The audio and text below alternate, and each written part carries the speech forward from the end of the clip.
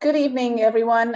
We are going to give folks just another minute or so to get on, and then we will get started right at 6 o'clock.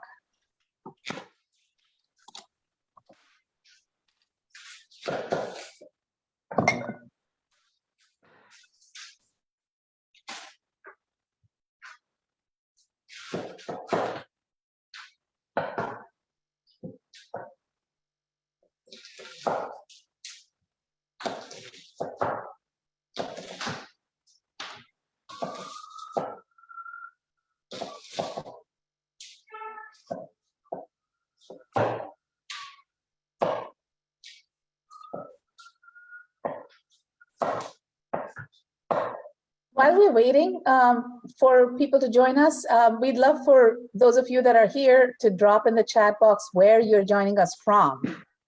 City, state is great. If it's a different country, that would be fantastic to know. So please share that with us.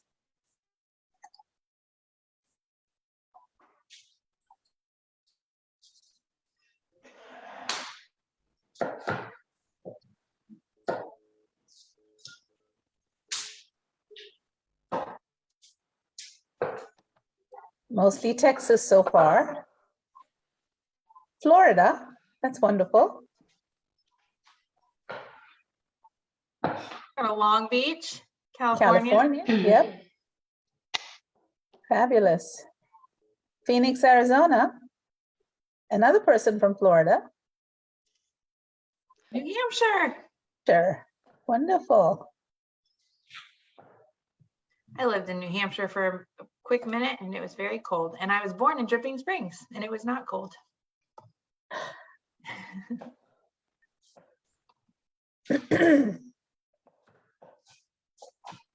So Katie, I'll let you keep an eye on people joining, and I am going to go ahead and get started. Thank you and welcome, everyone. We are thrilled to have you join us as we launch into our second year of this virtual programming. As some of you might know, those of you that have joined us in the past, you might know we began hosting these virtual events a year ago to celebrate our 25th anniversary, the Friends of the Texas Historical Commission's 25th anniversary. And through these events, we were able to stay in touch with old friends, especially given the restrictions because of COVID. We stayed in touch with old friends. We made many, many, many new friends, and we're really grateful for that. The response to these events has been incredible, and so we decided that we would make this virtual event series a part of our regular programming, not just as a celebration of our 25th anniversary. So we are launching our second year of this virtual programming, and what we will be bringing to you is a monthly virtual event, a series, which is going to be focused on topics that we focused on in the past: foodways programming, book talks, presentations about interesting programs and stories that related to preservation of historic sites. So that will be an ongoing sort of theme in our virtual events. This year, we're also starting a parallel track of another speaker series, and that series will be every other month. We'll bring speakers to share stories with you about the land heritage of Texas. We are calling it our Histories of the Soil, the Texas Land Heritage Speaker Series. Our first event of that series is happening next month in March, on March 17th at 6 p.m. It's going to be presented by Texas Historical Commission Commissioner Lilia Garcia, who is also a professor of history at UT Rio Grande Valley. And she is of the family, of the Utoria family. She's a descendant of the Utoria family, which was one of the original families that came from Mexico into Texas and established land holdings. And so there's some really fun stories there that she's going to share in March. We hope you'll be able to join us. We do not have the registration open for that event yet, but it will be in the next few days, and the registration will be on our website, www.thcfriends.org. And you will get an email. Since you're now on our email list, you will get an email about that event as well. And our hope is that through these events, you will continue to learn more about us, the Friends, and our mission to support the Texas Historical Commission in its preservation efforts across the state. Many of you have chosen to support us with a gift through these events, for which we are very grateful. Thank you so much. And we hope that you will all continue to join us and enjoy the content that we share. It's an informal platform, informal setup, and we really appreciate all our participants joining the conversation as well. I am not sure if we have any commissioners or some of our board members on with us today, but if we do, we want to welcome all of them and all of our THC colleagues who have joined us. Thank you for taking time to join us this evening. I also wanted to introduce the Friends of the THC team. My colleague, Katie Kukerbaum, who is the brains behind these events. She has built this program from scratch and is expanding it to the two parallel tracks that I talked about. Yega Ramazani, who is the behind-the-scenes person at the Friends, who keeps us doing what we do and supports us in all of those efforts, and we really, really appreciate that. And Hope Baron, who is our social media expert, who reaches out to you all via social media on Facebook at THC Friends, on Instagram and Twitter at Friends_THC. So if you're on social media, please do follow us on these platforms. We really appreciate you joining us, hearing about work that we are doing, hearing about stories that we share on these platforms. So we really appreciate that. As a reminder, some of you may have seen the notice pop up on your screens. We are broadcasting live on Facebook right now, and we will share the link with you in our follow-up email, along with the recipes that are going to be shared today. And you can watch the event, or you can share it with your friends as you see fit. A few housekeeping items before we start and before I introduce our presenters. Once we get started, we would appreciate it if you could keep your microphones on mute and your cameras on as much as possible. Please switch your viewing option to speaker view, and the way you do that is you look at, go to the top right corner of your screen, and you'll see a little box that says view options, and just click on that and click on speaker view. That way you'll be able to see the demonstration clearly, because it'll fill your entire screen as opposed to seeing the tiles with everyone's faces on it. We will start with the presentation, and then we'll end with a Q&A session. But if you have questions or comments, you want to share things that your family does that are similar to what you might hear Hal talk about today, just drop that in the chat box. We love to see that, and Katie and I will pop in and keep reading those out as the demonstration goes through. So it is now my privilege to introduce today's event and our speakers. As you may know, the Friends of the THC's motto is preserving the real places and the real stories of Texas.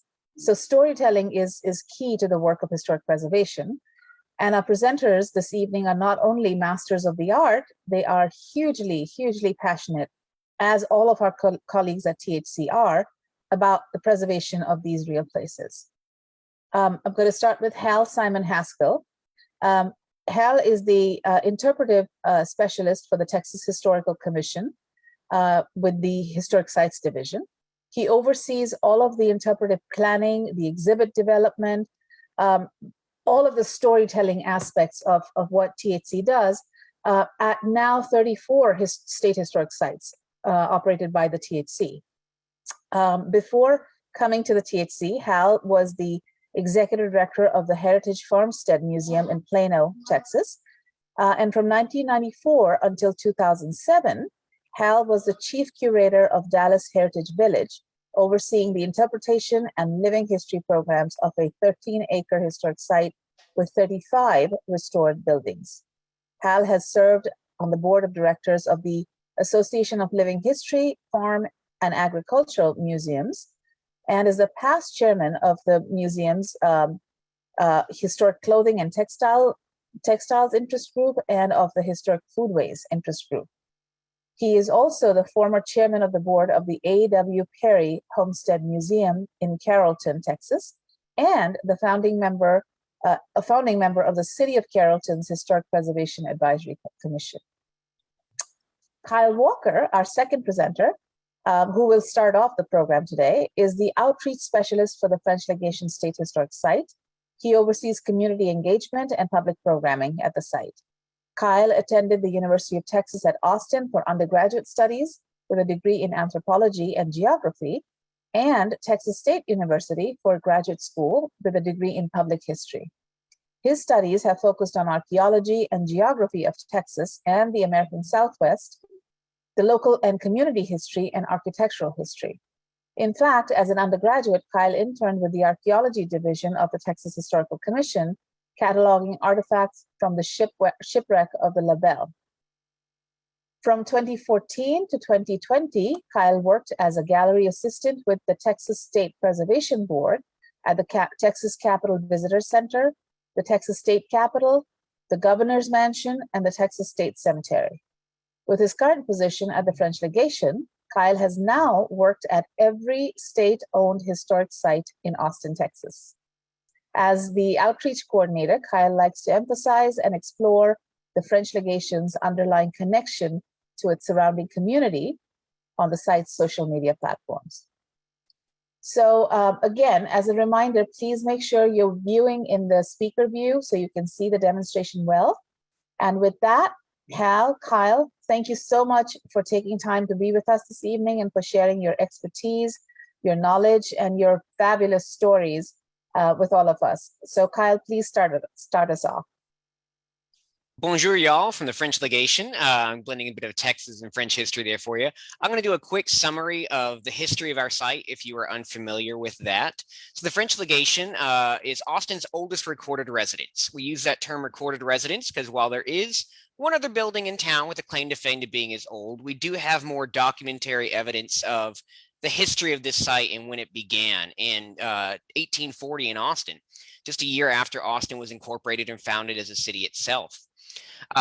Contrary to some popular belief throughout the 20th century here, the French Legation was not the French embassy for the French diplomat to Texas. It was his private residence. It was built to be his private residence just outside of town where he could overlook the city and entertain his guests in a much more comfortable setting than a smaller rental cabin that he had over in what's now West downtown. Now, while we're known as the French Legation, Alphonse Dubois, the French diplomat who built the building, never lived here in this house on this hilltop. He got in one too many disputes with the locals in that dramatic incident known as the Pig War and a couple other dramatic episodes that he kind of helped cause. And he left town before his home was ever completed. But for the local population that remembered a lot of the drama that he caused, and for the residents that would live here for the next century afterward, this place was always remembered as that place built by the French embassy, the French legation. And it's really thanks to the storytelling efforts of the Robertson family, who would own the house from 1848 until 1949, that a lot of the memory of this place in the earliest days of Austin's history was preserved. And that's what helped bring the attention of this site to the state level as a site of historic significance to the state. And it was eventually turned into a museum for the public in 1956, managed by the Daughters of the Republic of Texas. It was much like Austin's version of the Alamo. It was a state-owned historic site run by a nonprofit women's preservation group. In 2017, the legislature transferred the French Legation to the Texas Historical Commission. And after a lengthy restoration from 2019 to 2020, and of course, a global pandemic, we are finally back open to the public as one of those 34 state-owned historic sites all across the state. And the very first one operated by the Texas Historical Commission here in Austin, Texas. I know in my bio, it mentioned a couple other ones like the Capitol and the State Cemetery and the Governor's Mansion. Those are operated by a different governmental branch. So we're really excited to be the first THC publicly owned site in the capital city.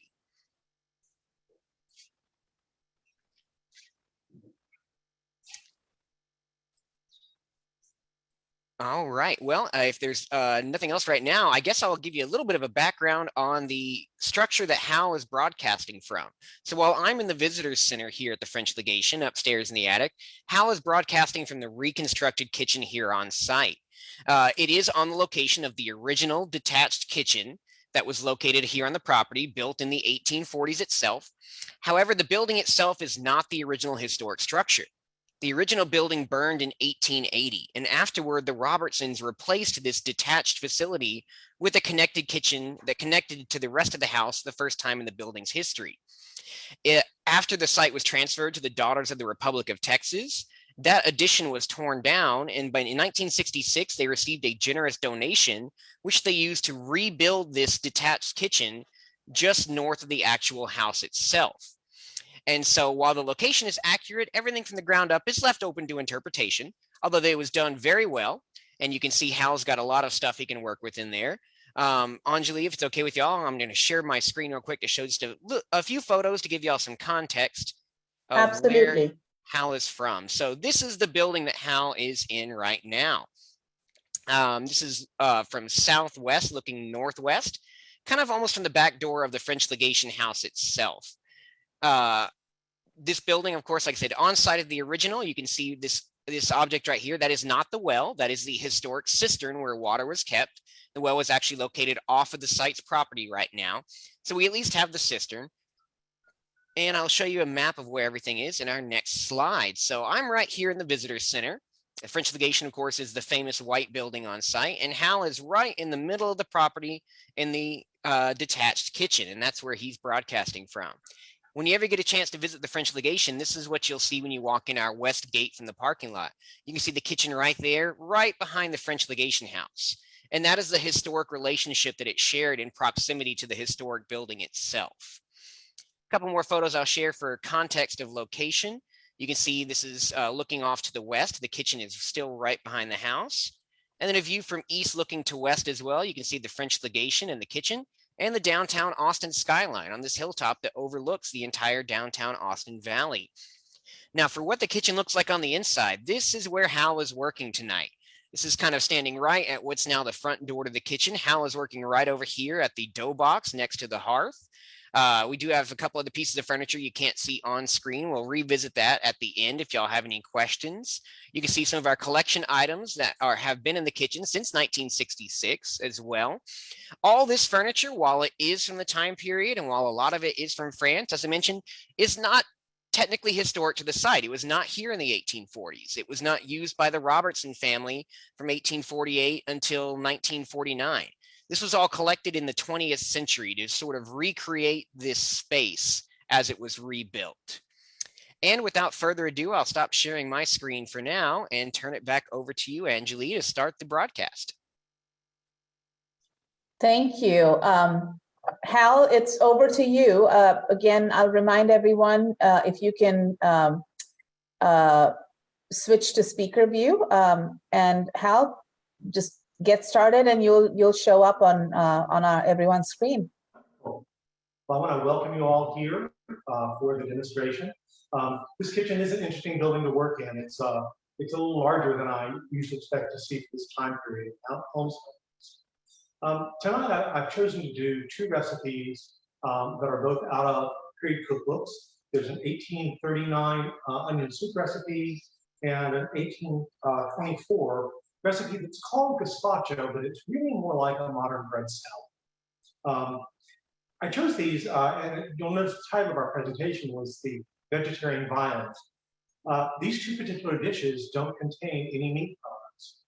And while most cookbooks in the period, and primarily the diet of most people, did include meat, pork was very prominent in Texas, there were recipes in the cookbooks that didn't contain meat materials.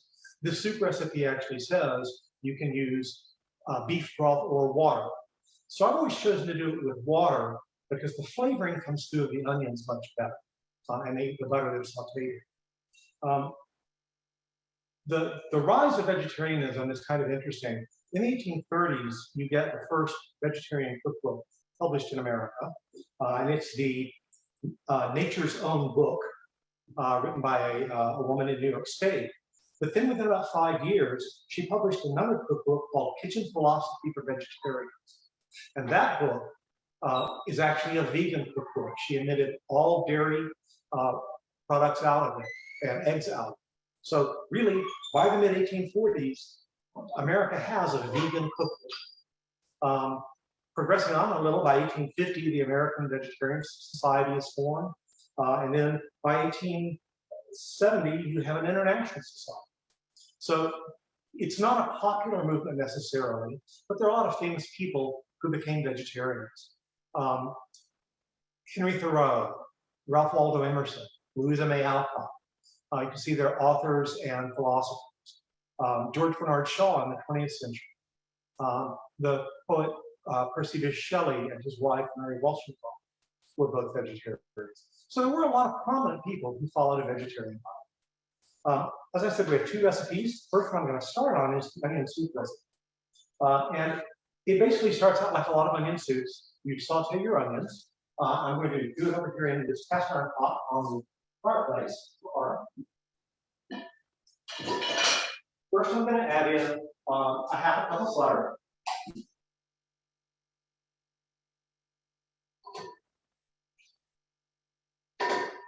And the recipe tells me to leave it until the butter stops making noise. So basically, you want to really make sure that the butter is very well cooked down before you add the onions to it. The hearth I'm working on here is what they found archaeologically as the original fireplace on hearth size. So we know that this is right as far as the width of the fireplace, how big the hearth is. And this is really a pretty unusually large kitchen fireplace for Texas. It wasn't intended to do a lot of entertaining. He brought a French chef with him when he moved to Texas. Chef and a valet both were listed as French. They're probably New Orleans. They're probably from New Orleans. And so you have him here cooking for the legate. Additionally, once the legate leaves town, I find it interesting that the chef didn't leave Austin. The chef actually stays in this town of otherwise log structures and opens a patisserie and confectionery shop on Congress Avenue in this town. So as early as 1840, you've got at least one professionally trained baker cooking in town. You actually find in most Texas cities, there are bake ovens and bakeries. If you can possibly afford not to bake your own bread, you do go and buy it. It happens comparatively early in Texas, which I always find good. The recipe also initially calls out for 10 medium onions. And one of the challenges when you're doing 19th century cooking or even cooking from earlier centuries is the size of produce and the size of animals they have are not comparable to what we've done today. We've bred our livestock up in size. We've lessened its fat quotient as a health measure. A lot of our vegetables are hybrids that are larger in size. So it's always kind of an interesting thing to think, what is a medium onion in 1850, 1840? I usually try to find smaller, so I usually try to pick what we might not think of as medium today. It's the same thing if you're doing cooked chicken. The chickens we buy as roasting hens have been bred to have more white meat and a lower fat content. That doesn't give you the same quality of food. They also larded their food a lot, where they would add additional fats laced through the meats to cook them, because that gives you a richer flavor. It gives you a lot more of a continuous texture for what you're eating, and that was very desirable for them in a lot of their cuisine. I think the butter's probably pretty close now.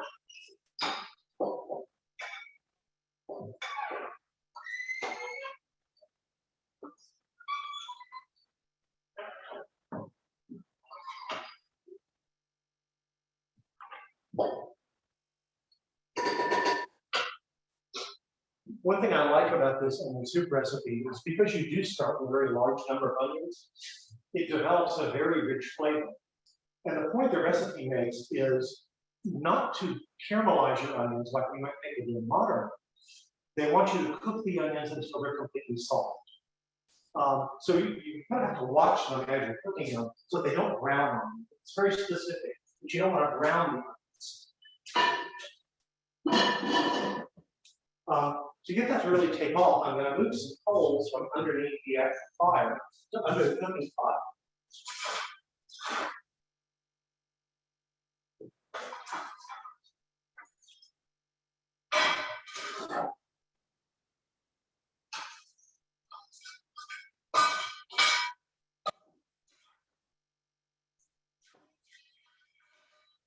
It won't take so much time with that much going coal under it for that pot to really come up to high temperature. When you look at historic hearth kitchens, and you always see the fire, unless the cook is roasting something, what they're really wanting to work with are coals that are generated underneath. Unless you're hanging something over the fire and you're looking for that more direct heat, or you're braising or roasting, the coals are really the more important part of the fire. Most kitchen fires in the mid-19th century really would have ever been let to go completely out. They would bank the fire in the evening so there was still hopefully some living coals in the morning to start the fire back up. Because cooking is a very long day process. This fire I started almost 3 hours ago to build up the kind of bed of coals that I really wanted to be able to boil soup. So that kind of tells you about the duration of time in doing the process I am in the fireplace. And when you get the recipes in your email, you'll have the text of the original recipe from the cookbook, which will also have a list of ingredients listed out like a modern recipe.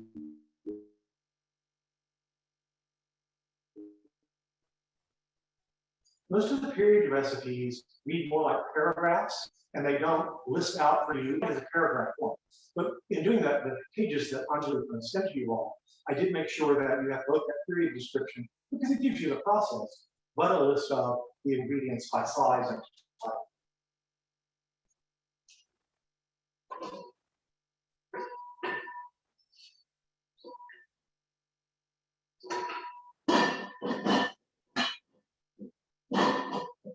Starting to get a pretty good sizzling sound coming from the onions. That's very positive. I've saved a little bit of the onion that I cut up because the second recipe, that's the Spanish Gazpacho, basically the bread salad, does call for some onion layered in it. So I've held some of the onion back for that. While the onion soup is, the onions are really cooking down, I'm going to start to assemble that bread salad.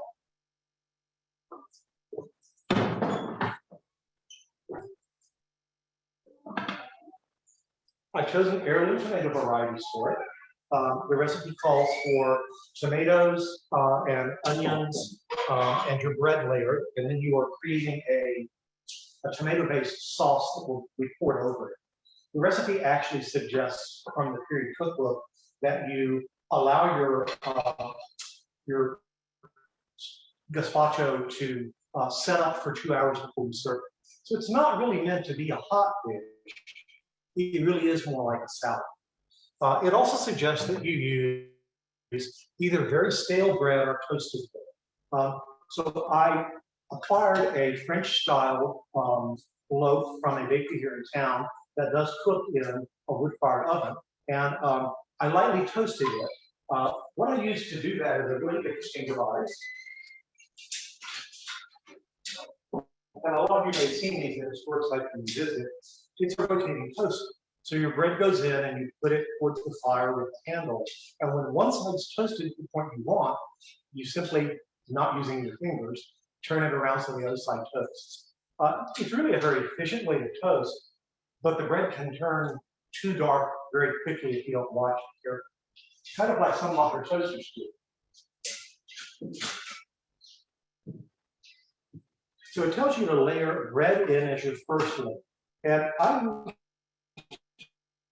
did pieces of bread and toast that are on the more crispy side for the bottom, because when you pour the dressing over it, you end up, of course, with that bottom section retaining more information.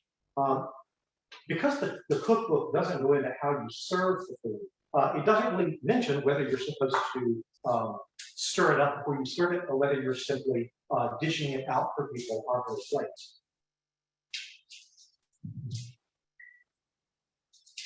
You want to cover the bottom layer with the bread really pretty thoroughly because it is going to be the layer that absorbs the most of the liquid. It works out much better to use shallow, wider bowls rather than truly round bowls, because it gives you a more evenly layered salad. You don't end up with quite as much of a triangular wedge of salad. I'm going to check my onions now. You do, of course, find when you're doing any kind of open hearth or cast iron stove cooking that everything is hot. You know, when we look at stoves today and we tell somebody how the stove's hot, the understanding is that the enameled stove itself is not hot. It's not the case when you're fireplace cooking or cast iron stove cooking. Every surface is hot. And it really only takes one time to learn.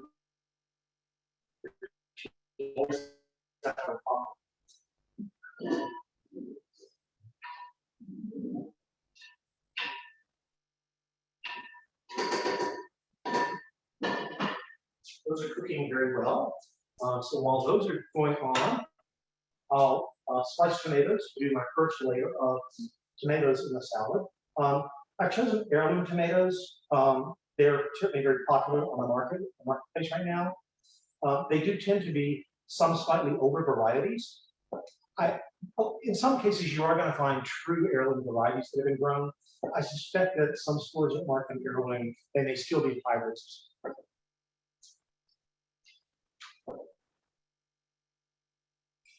I try to not slice the tomatoes I layer in too thin because I still want the salad to maintain a lot of body even after it's set for the amount of time they recommend.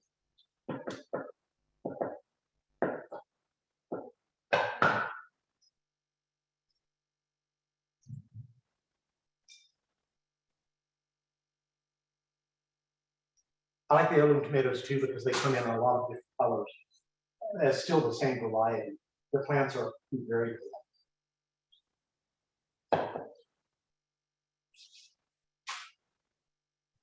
I have my slop bucket down here I'm throwing the things into. Of course, if you were you're living on a farm or you keep chickens, almost all of your kitchen refuse would end up going out to the livestock.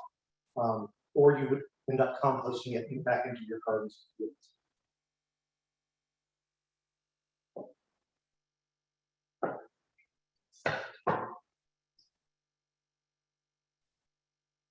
Hal, while you're chopping the tomatoes, could you speak a little bit to sort of the, you were talking about how every surface in the kitchen or by the hearth, it would be hot. At another program that we had the presenter talk about how people dressed when they were cooking in the kitchens. Could you speak a little bit to that? Certainly.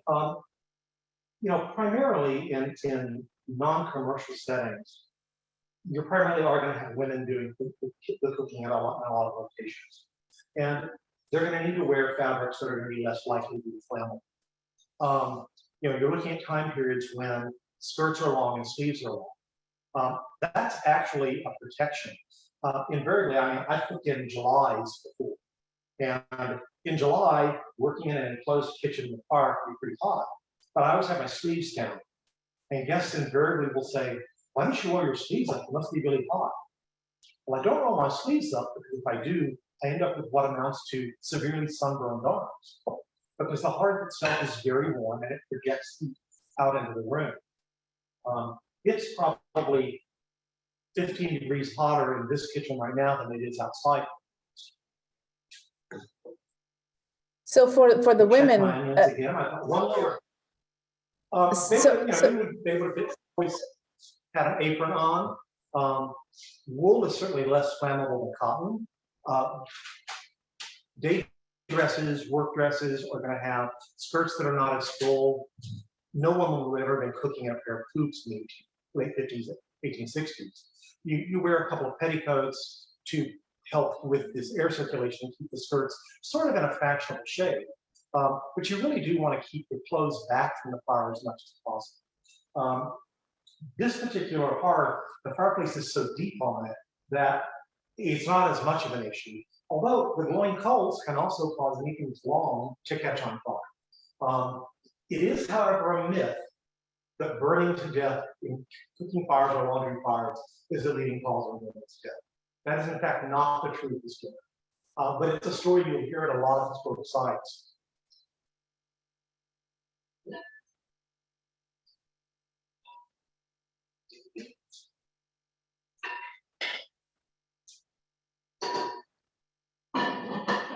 It's coming along very well, so I will start to do my next layer in the salad, which calls for cucumbers. There are a lot of varieties are around in period. I've chosen to use what we would probably refer to today as a French cucumber.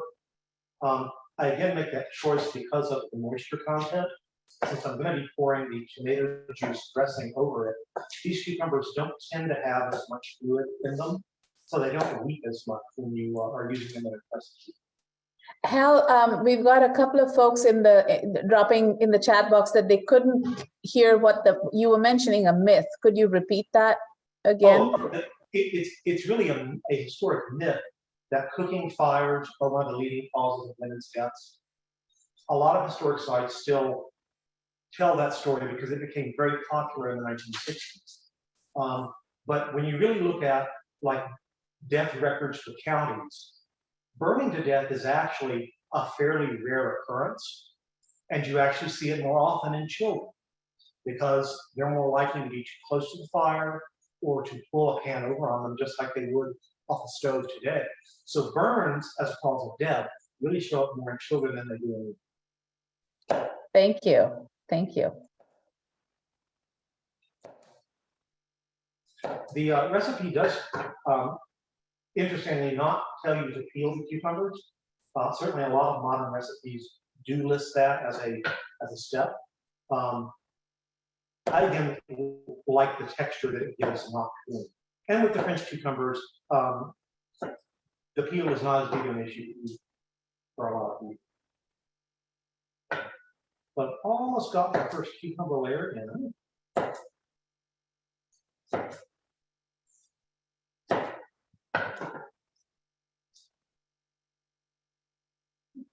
And it does tell you to then add salt and pepper to your layers as you set them up this way. So I'm going to add my salt and pepper in.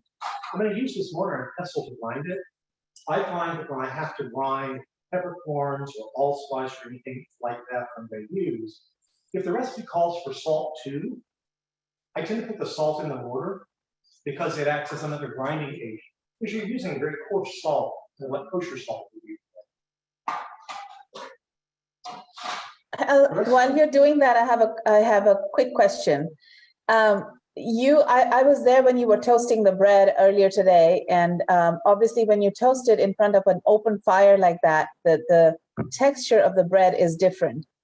For those of us that are trying to make this, or I want to try and make this the gazpacho at home, would you recommend toasting the bread on an open fire on your stove, or is it okay to just put it in a toaster oven or something? That toasting is very uniform. It's probably not going to give the same texture. I've done it in a toaster oven before. My real preference is to slice my bread and lay it in the oven with the oven on warm, just enough for it to begin to brown, because you don't get a completely even toasted face to each side of the bread like you would in a modern toaster.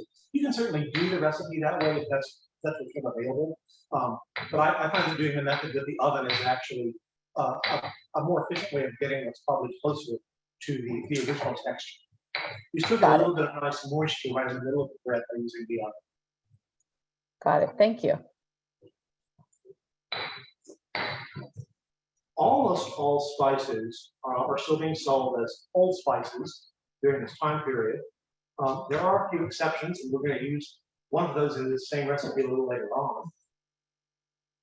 So the recipe book doesn't give you amounts for things like the salt and the pepper. Very often it will say season to taste or season until it is enough. Well, that's where personal preference and personal taste is going to come in. How spicy do you like things? How salty do you like things? I think much like most of us probably cooks today, cooks in the 19th century, certainly many cookbooks published, I suspect that they made their own variations on them, just like we adapt recipes today. I'm actually going to adapt this one. It doesn't all fresh dill, but I happen to have some fresh dill, and I think dill goes very well with the cucumber tomato.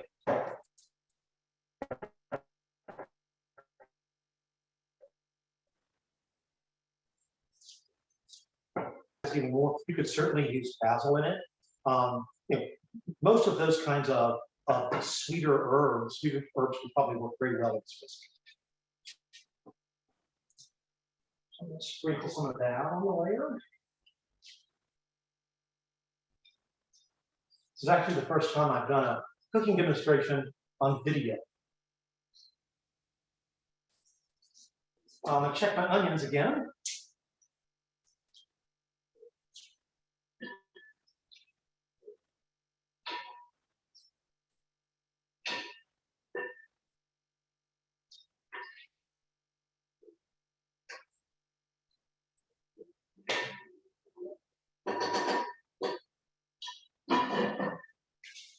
We're probably one layer away from me being able to add the liquids. So I will do my next layer on the salad, which is the bread again. I need a bigger kitchen work table.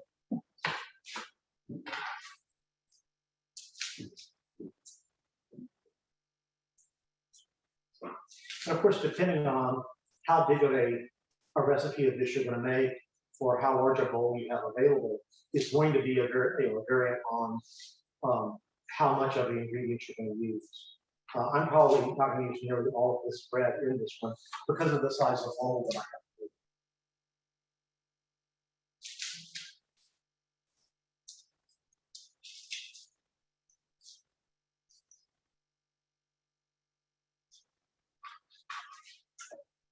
When I've done this recipe at another site, I actually had an older woman who's from Italy come in, and her reaction was very much, "Oh, you're making bread salad," and that really is what it is. It's a period version of doing a European, a Spanish, or Italian, or Portuguese bread salad.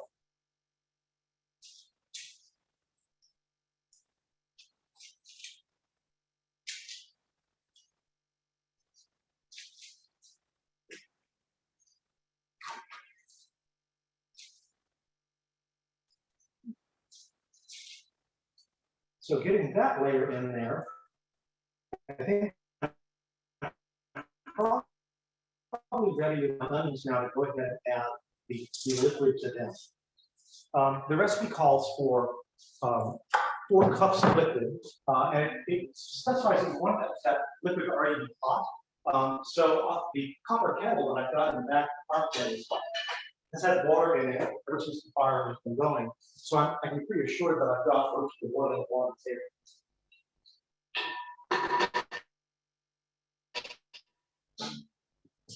With the boiling water, I don't really make an attempt to try to measure it because it's sort of difficult to handle boiling water and measuring. So I kind of eyeball the 4 cups.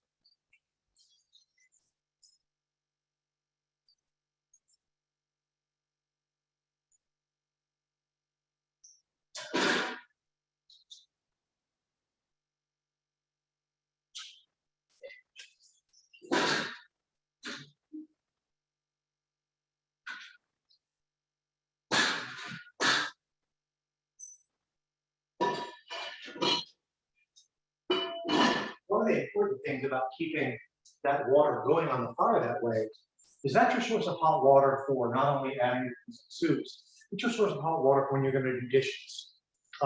Because this is far earlier than running water was piped into the houses in Texas. So you really always want to keep a hot kettle on the back so you've got plenty of water. With the onions in there brown and the liquid added, it says to add a little bit of flour and blend that in. That's of course going to help be a thickening agent for the soup. And this is just plain whole wheat flour. And since it says add a little. Again, it's that sort of subjective, how much flour you want to add to the amount of soup you want.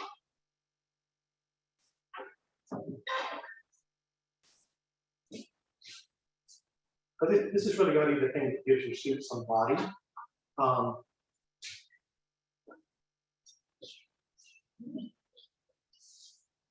Also, by putting it in this early, you're going to cook out any raw flour flavor that you may have brewed by putting flour into the recipe. It also does suggest at this point that you add a slice of bread. And the way that the recipe actually reads is as at the top of a 10-penny loaf. Well, of course, that again is a very subjective. Gee, what for your modern mind is going to be the top of a 10-penny loaf? I usually take a fairly decent sized piece of bread and put it in. It again is going to act as a thickening agent for the soup.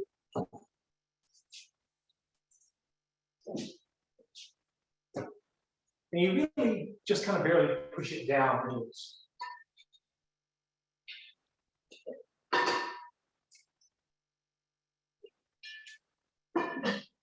None of the American cookbooks that I've worked with, none of the American cookbooks I've worked with from the period mention the whole French onion soup thing of putting toast on top and cheese and brown. So I've got the bread layer in that salad now, so it's time to do a tomato layer again. Got a yellow one half done. It's not in this water. He's transferred. I think we have somebody who's unmuted. I'm getting Not in water. Pam, if you would mute yourself, that would be fantastic. Thank you.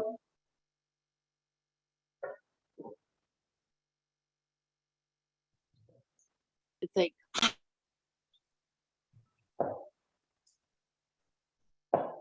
I think the other thing about both of these recipes is, and of course they would have been done seasonally.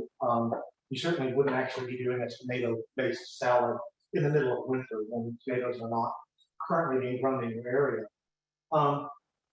Seasonality is something in foods of almost any time period except the late 20th century and the 21st century is so much going to be predicated on what is available in your area at that particular time. So you're more likely to get a tomato salad like this in the summertime. And since it's not specified as being served hot, that actually is going to give you something cool that you've been able to make and set aside.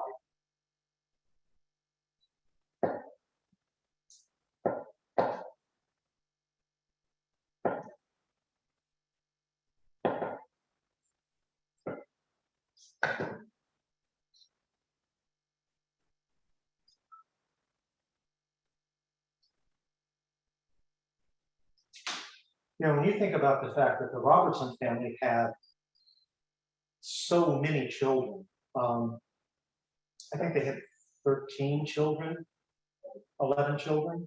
You really get the idea of how much food when the Robertsons lived here would have had to come out of the kitchen. That's a big family to feed all at once, and of course, a lot of farm families were very large.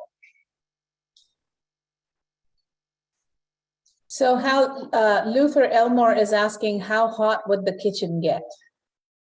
I would say that when I've cooked in July, it's probably been 104 in the kitchen. Right now, the temperature in here is probably in the mid 70s, but outside is much cooler. Thank you. When you're doing this kind of cooking too, you have to pay attention to so many different things, because while you're stirring the onions and you're cutting your tomatoes, you also have to watch your fire to make sure that you're not losing so much wood that you're not generating more coals to be able to cook over.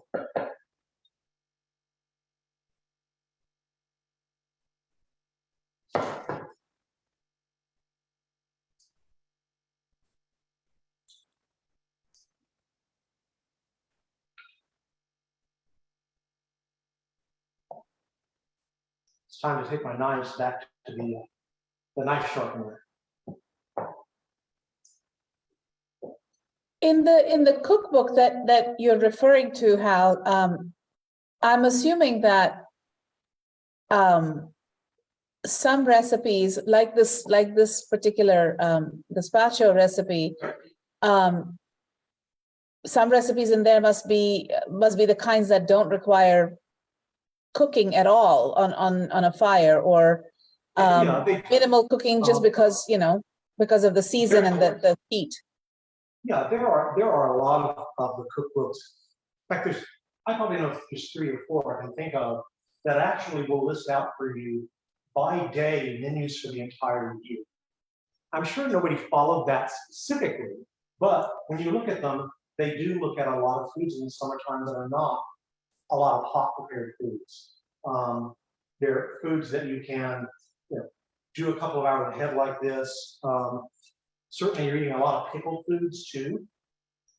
Doing pickling things is a nice way to preserve things, and you can pickle in such a way that you don't have to eat canned pickles.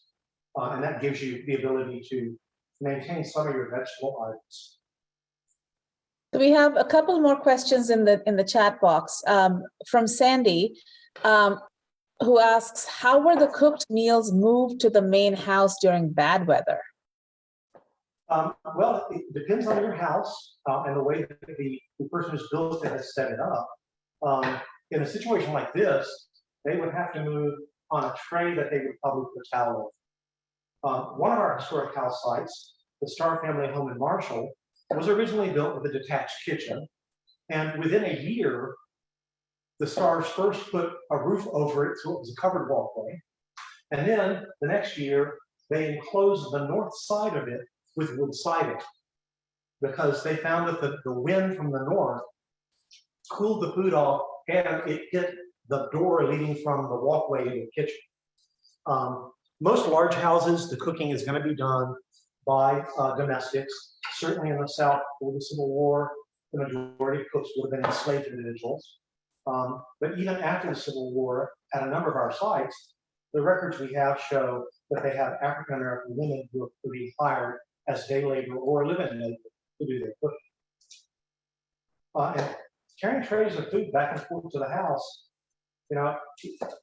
I stopped and looked at fully loaded trays at restaurants and realized how heavy they are. And if you're doing that for an entire meal for a large family, if there's only one person working in the kitchen, that's going to be a very, very tough job. Melissa Vickers asks, through your research, have you noticed around what time period the term gazpacho comes more to mean a soup as opposed to a bread salad?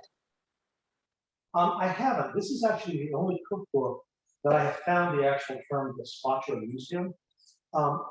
What I find interesting about it, one of the things that kind of called it out to me, was that it says a gazpacho, parentheses, Spanish style. Well, this is not a cookbook written in Texas. This is a cookbook published more broadly for America. But to me, that begins to tell the story of how different immigrant groups' foods start filtering in to the American diet. And that's one of the earliest things you find is that people move to an area and you end up kind of trading food loads. And then Luna and Anne ask, what is the name of this cookbook that you're getting the recipe from? And the name of the first veggie cookbook in America. Can you repeat that? Certainly.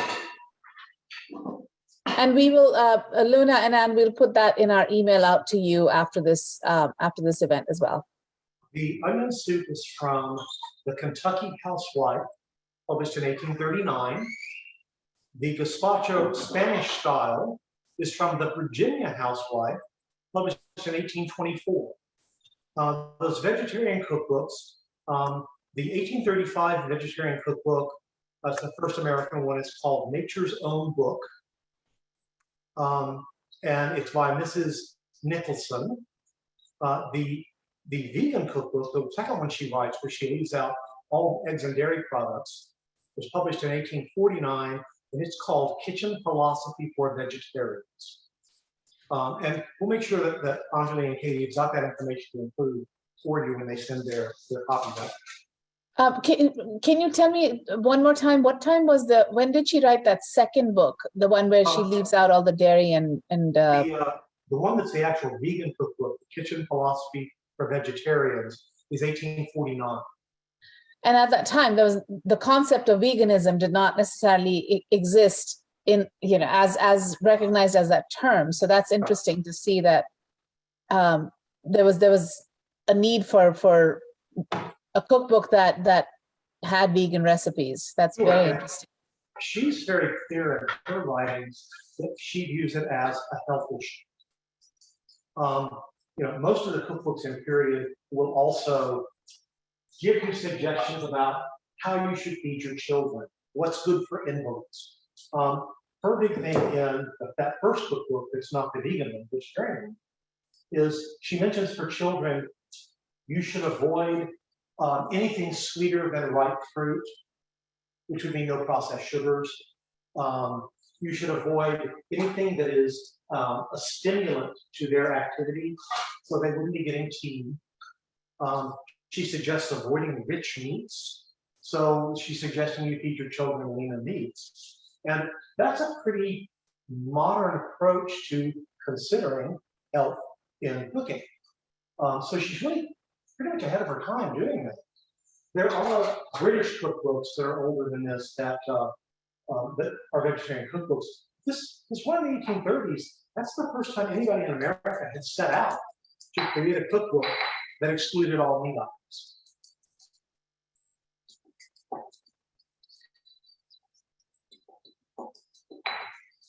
While Hal is continuing to finish up the recipes, if you have questions, please keep dropping them in the chat box and we'll throw them out to Hal and Kyle to answer.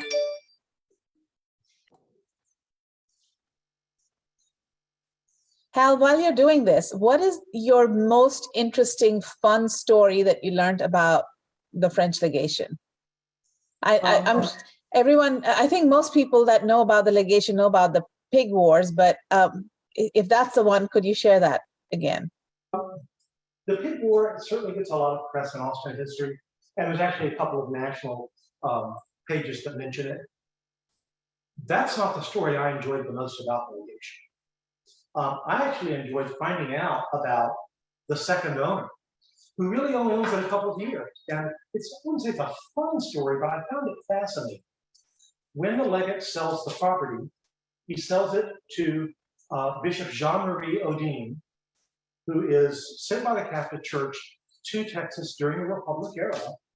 And his whole purpose of being in Austin is to convince the Republic of Texas to restore all of the lands and property of the Catholic Church, because most of that property was seized during the Revolution.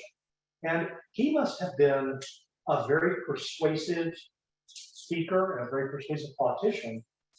He actually achieved more than Dubois did as the French legate, because he does get the church's lands returned. And I think that's a very significant story for this site, is that he's living here while he's lobbying for the return of those lands. As far as fun stories, I like a lot of the stories people tell about when Lily Robertson, the last one of the Robertson family to be alive, lived in a house. And her sister moved in with her a little later. But this Lily would give tours of the house. And everybody I've seen that talks about tours that were given by her, mentions them in anything they write, talks about how charming she is. And that she's obviously very passionate about preserving the legation as an important part of Texas history. And that's, of course, exactly what we're doing now as the Historical Commission, with restoring the house, beginning to do programming like this that focuses on the time period. So I think that hopefully we're doing this really proud by continuing to preserve the legacy that she was very, very passionate. I'm sure you are. Kyle, do you have any stories that you can share? Oh, most certainly. I think for me, when I started here, which I started in May of last year, so not quite a year yet, was just learning how connected the French legation is to the central Austin or downtown area community. As I mentioned, this is the oldest building in Austin, and as we know of, the oldest recorded structure in Travis County. So this building would have been around when Austin was a city of log cabins. The occupants of this hilltop could have watched Austin transform from a log cabin shanty shack community to a modern 20th century city. And even today, up here on this hill, we still have, despite all the growth and skyscrapers downtown, we still have views to the hill country, straight out 8th Street, across the Colorado River. We still have views looking straight south, almost 2 miles where Old Torf Street is, to the south bank of the Colorado River. So if you could imagine when the hilltop was cleared for firewood or building material, being up here on this hill, everyone in town could see this house and you could see everyone in town. And so from up here, you could just have a great panoramic view. And the Robertsons, as long as they were here for a century, would have been witness to every major historic event in downtown Austin, from the very first train chugging in at the same location the train tracks are now on 5th Street in 1871. They could have watched that from their front porch. From their west rooms, they could have watched the construction of the first stone Capitol building in the 1850s. They could have watched it burn in 1881. They could have watched the construction of the current Capitol from 1882 to 1888. The Robertsons would have been present at the opening of the Texas Governor's Mansion, at the ceremony where Texas was annexed into the United States. They would have been present in all of these major community events in Austin history. And those are the stories that I'd like to explore more in my position here at the French Legation. And that's just the grand scale stuff. There's so many smaller connections to the East Austin community and the African American community. A lot of the land the Robertsons owned is now many famous landmarks in East Austin, such as Houston Tillotson University, or Franklin's Barbecue, or the George Washington Carver Center. All those locations are on land that was granted to Dr. Robertson by the Republic of Texas before Texas was annexed into the Union. And now all of these neighborhoods sprang up from this land that was all sold off from the Robertson family. Thank you so much, Kyle. Both Kyle and Hal are incredible storytellers, and Kyle is at the site. So for those of you that can, if you're in Austin, please go visit the French Legation and spend time with Kyle. He'll tell you all kinds of fun stuff about the site and everything that happened there. Luther, you asked if the cookbook mentioned the soup as part of a menu. And what other dishes does the cookbook suggest? Hal, would you mind sharing some? Certainly. This particular cookbook is not one that has a seasonal set of menus in it. The things are broken much like a modern cookbook into vegetable dishes, salads, meat dishes, always broken out by beef, pork, chicken, wild game, and then lists of soup. I think that the typical American family didn't eat lavish meals every day. They ate simple, very hearty foods. They did lavish meals on holidays and special occasions. But you would probably have a soup, and ham is certainly an extremely important part of the Texas and Southern diet. So you might have sliced ham and a bowl of soup with some bread and something like the salad or cooked vegetable. One thing about the cooked vegetables in all these period cookbooks is they believed that vegetables that were undercooked were not good for you. So they tend to cook green beans and broccoli and items like that more than most of us are now used to eating them, because we've gotten so much more acclimatized to the idea that we like that crispness. But certainly in the summertime, soup is not going to be as popular in summer because it is served hot. I don't see a lot of cold soups unless they're fruit soups, which are actually desserts. They're not main course dishes. I'm going to do the next phase on our gazpacho. In a small pot on the fire, I've been stewing some tomatoes, and the recipe says to take your stewed tomatoes, strain them, you should stew them quite soft, strain the juice, and then you mix in some mustard, some oil, and some water. And that's what you pour over the gazpacho and let it set up for 2 hours. So I started these stewed tomatoes a long time ago when I first got them. And the pot, I let them boil until they were really well done, and then kept them hot. But the pot's now not so hot that I can't take it up. I have a small strainer in this bowl. So I'm going to pour tomatoes in. It's a little copper strainer, and it's lined with cheesecloth. And I'm able to use that to help squeeze a lot of the liquids out of the tomatoes. Because the real goal is not to have nearly as much tomato solids in your dressing, I think. They're really looking more at the liquid itself. I always end up with some tomato solids in it. It's hard to get them all out. Get the rest of that in.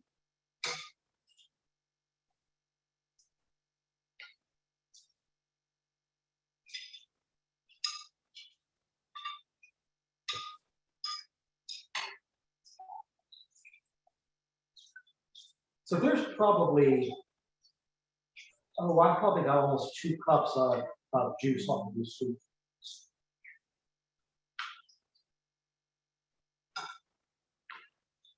Like so many of the recipes you find, they don't give you a proportion of how much stewed tomato juice you need for your dressing. That's going to be a sort of a personal preference thing.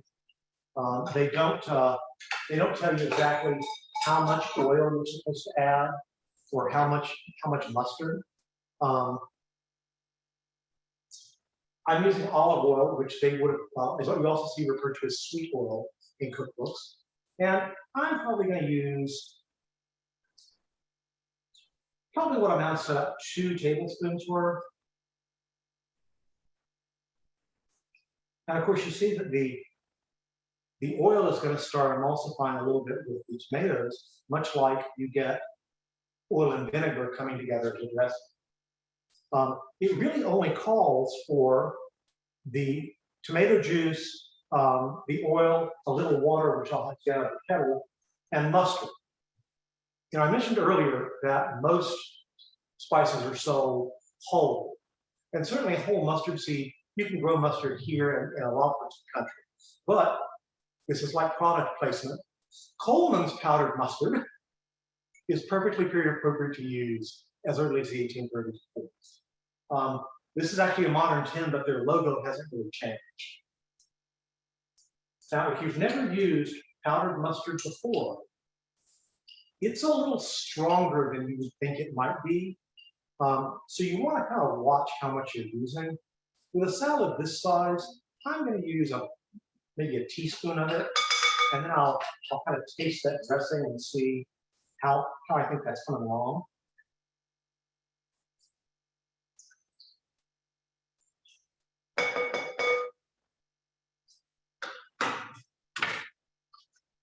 I'll use a little piece of bread to taste it, since it's going to be going onto the burger.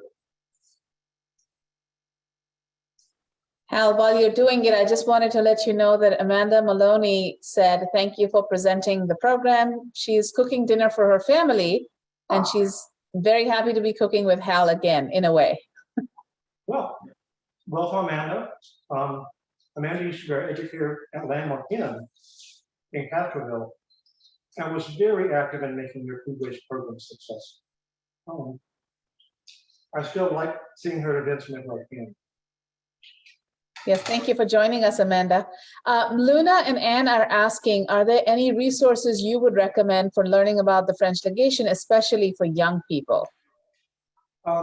There is a children's book, and I honestly am afraid I can't remember the name of the book. There have been several books written about legation. Most of them are for adults. But there is a children's book, and it probably centers on the pig war. But it will have information about the legation for children. There's also a book that I think is good for young adults and adults called Alphonse in Austin, because he was Alphonse Dubois. And what that book is, he has a huge amount of correspondence in Texas. They've gone in that book and they pulled interesting letters that he's written overseas. And they have an entire one section of the book that's separated out with letters specifically about the pig war.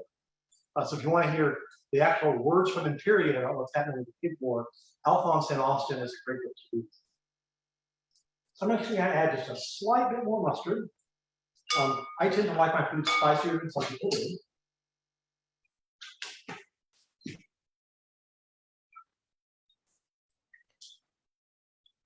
So now all I have to do with this is actually pour it over the gazpacho layer. And of course, it's going to filter down through all of those layers. With a bowl this size, I probably should have stewed a few more tomatoes because you do want to make sure you have enough liquid that it's going to soak all the way through them to the bottom of the bowl.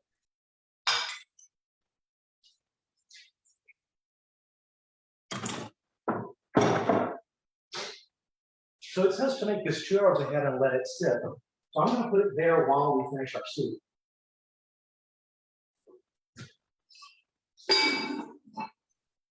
Actually, now that I've seen you put this whole thing together, when you add salt to the vegetables and then you're adding the soup on top, this salad is going to become pretty moist and probably a little bit not necessarily watery, but there'll be some liquid in there. And that's why I like making sure the bread is very twisted right out. Yep. Because if you leave the bread too soft, it's going to become soggy. Yeah. I like the heritage tomatoes because they tend not to be as watery. It's one of the same reasons I like these French cucumbers, is because they're not as watery. Because you are going to create a lot of liquid, both in the ingredients and then you're pouring the rest of it. Our next step in our soup is one that everybody, when I've taught this before in in-person classes, people have always looked at me kind of odd. It says to beat the yolk of 1 egg. And of course, egg can be used as a thickener in soups. But some of this step is a little more unusual.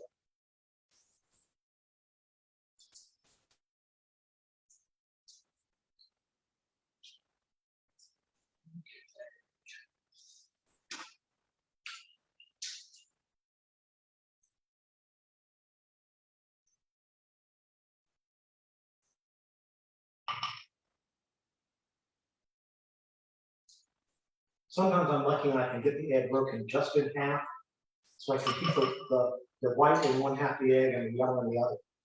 Didn't work this time. Okay, so you take the yolk of your egg and you're going to beat it up, get it nice and runny. And then you're going to add to it a couple of tablespoons of vinegar. And most people think, well, that's going to curdle. And actually, it doesn't end up being a real issue. And then this is going to go in temper some of the broth, and it goes in the soup to help thicken it and to add a little bit of a vinegary end note to it. You know, you freshen a lot of dishes in modern cuisine by doing splashes of vinegar on them right at the end of cooking.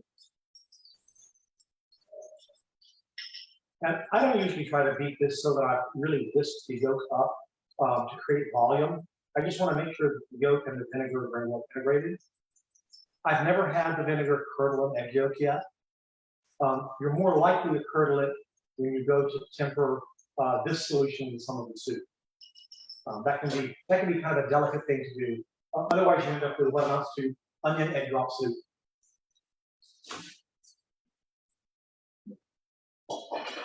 So I'm going to take a little bowl and my spoon, and I'm going to add just a little bit of fluid from the cooking pot into the egg.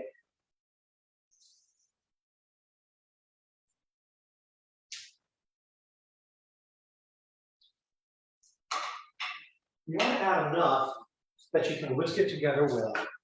You don't want to add so much that you cook the egg doing it. But this allows you to, they call it tempering the egg yolk, so that it won't turn into to streams of egg in your soup. So mixed together with the broth I got and the vinegar and the egg, I probably got, about 3/4 of a cup here.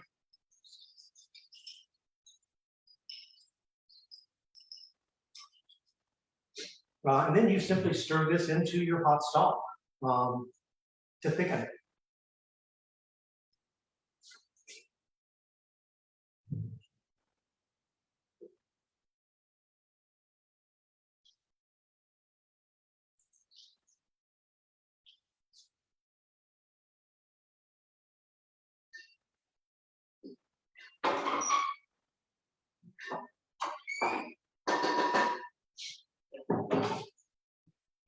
And that didn't curdle up on us. We did a good job there.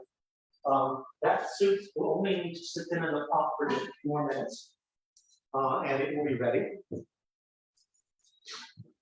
I didn't pull a soup bowl than I should have, but I don't know we can get to one necessarily. Kyle's in the kitchen. He's going to speak to the table. So I'd like to be able to show you all, of course, the soup dish up. Thank you, Kyle.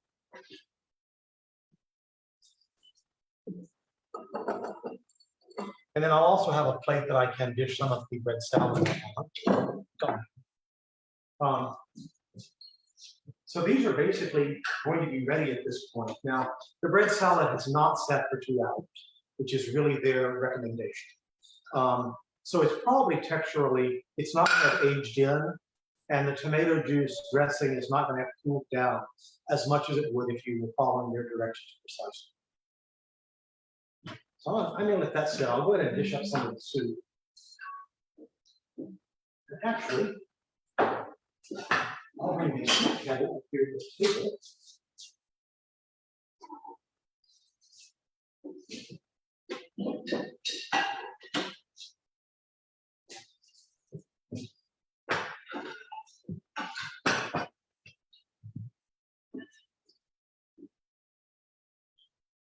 Now that smells like good onion soup.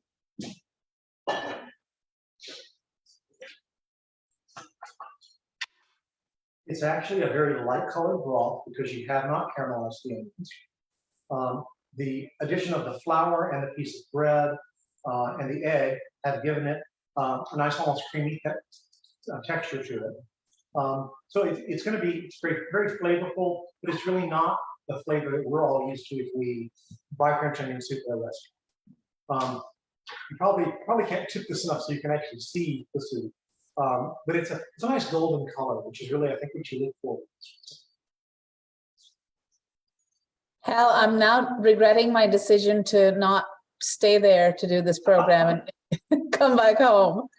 Well, and I have to say that this onion soup is one of the recipes that I've taken into my home cooking from all the cooking classes and research. Well, it seems to be really simple and easy to make. Probably easier than the French onion soup that we are sort of used to. They have a method. They have a tool that they could use to melt cheese on top if the recipe called for that. They look a lot like a very small pizza patty. They're usually round, and you heat them up in the fire and you run them over the top of something you want brown. I don't think this soup is really calls for needing bread and cheese melted on top of it. It's got a nice flavor to it. It reheats really well, so if you make a big pot of it, it's a great soup to keep around. It does also freeze nicely. Your onions are cooked enough, they don't get mushy when you freeze them. I will go ahead and dish some of the salad out so you can kind of get a picture of what it at least looks like. And I don't know how many of you all are familiar with bread salad. It really is a good summertime dish to do.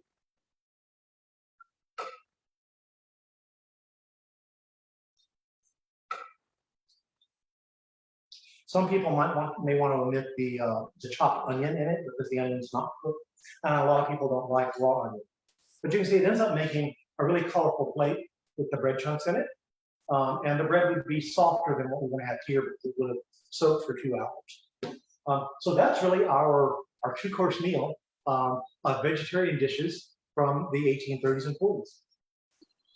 Thank you so much, Hal. This has been so much fun. Like I said, I'm regretting not sticking around. So next Well, time.